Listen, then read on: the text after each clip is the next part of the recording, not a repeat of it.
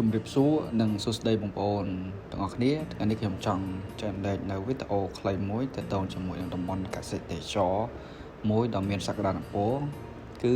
តំបន់កសិទេសចររបស់លោកញ៉ាបងធីដែលស្ថិតនៅភូមិសំណោមជើងភ្នំឃុំសានតីស្រុកសំណោមតោងខេត្តកំពង់ស្ពឺហើយវីដេអូនេះគឺជាកន្លែងទីតាំងជិះឡូរីមួយដែលលោកញ៉ាក៏បានបង្កើតឡើងដោយស្នាដៃខ្លួនឯងដែលមានប្រវែងរហូតដល់ជិត10គីឡូវាស្មើនឹង9200ម៉ែត្រនៃប្រវែងខ្សែរត់ផ្លូវរត់ឡូរីហ្នឹងណាបាទហើយទន្ទឹមនឹងដែរឡូរីនេះគឺជិះទៅឆ្លងកាត់នៅផ្លូវក្រោមដីបាទដែលមានភ្លើង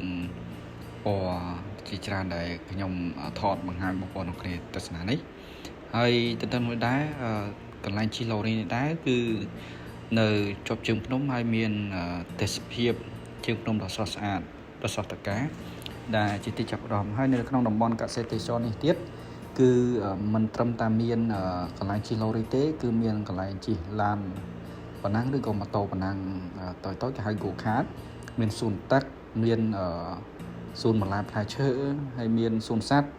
ហើយមានកញ្ចក់សម្រាប់អង្គុយមានកន្លែងទូកលេងកម្សាន្តទៀតអញ្ចឹងដើម្បីជាក់ច្បាស់បងប្អូនអាចចូលទៅទស្សនាឬក៏ទៅទស្សនាបានវាមានចម្ងាយពីទីក្រុងភ្នំពេញប្រហែលជា40គីឡូជាងហើយប៉ុណ្ណឹងទេបាទជិះ1ម៉ោងជាងដល់ហើយអញ្ចឹងខ្ញុំនឹងដាក់ location វីដេអូនេះនៅ location ទីតាំងនេះនៅក្រោមវីដេអូរបស់ខ្ញុំបាទផងដែរអញ្ចឹងបងប្អូនចាប់អារម្មណ៍អាចទៅទស្សនាលេងកម្សាន្តបានអញ្ចឹងវីដេអូរបស់ខ្ញុំមានតែប៉ុណ្ណេះទេសូមអរគុណចំពោះការទស្សនា